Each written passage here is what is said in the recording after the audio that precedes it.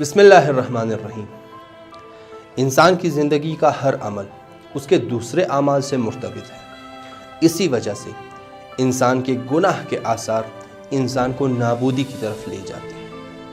آیات اور روایات کی روشنی دنیا اور آخرت میں گناہ کے بعض آثار یہ ہیں۔ نمبر 1، قساوت قلب۔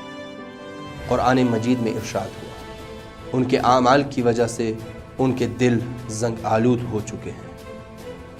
نمبر 2، نعمتوں کا زوال۔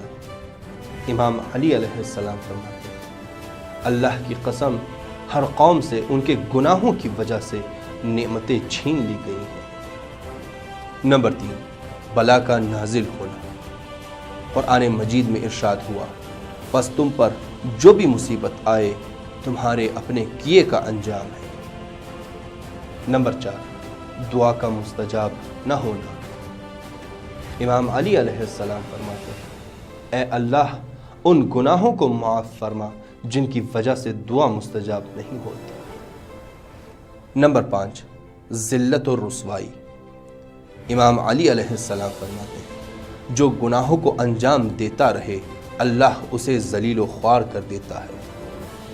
نمبر 6، موت کا خوف۔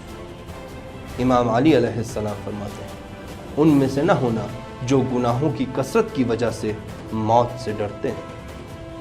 نمبر 7، گمراہی اور الحاد۔ رسول اللہ صلی اللہ علیہ وآلہ وسلم فرماتے ہیں، مسلسل گناہ انجام دینا گمراہی کا سبب ہے کہ پہلے ولایت کا انکار، پھر نبوت کا انکار اور پھر اللہ کا انکار کر کے دین سے خارج ہو جاتا ہے۔ نمبر 8، رزق میں کمی۔ امام صادق علیہ السلام فرماتے ہیں، گناہ انسان کے رزق کو کم کر دیتا ہے۔ نمبر 9، بارش کا نہ برسنا۔ امام باقر علیہ السلام فرماتے ہیں، جب کوئی قوم گناہ انجام دے تو بارش برسنا بند ہو جاتا ہے۔ اور نمبر 10، ظالم اور جابر حکمرانوں کا مسلط ہونا۔ امام صادق علیہ السلام فرماتے ہیں، اللہ فرماتا ہے، جو مجھے پہچان کر گناہ انجام دے میں ان پر ایسے شخص کو مسلط کر دوں گا جو مجھے نہیں پہچانتا۔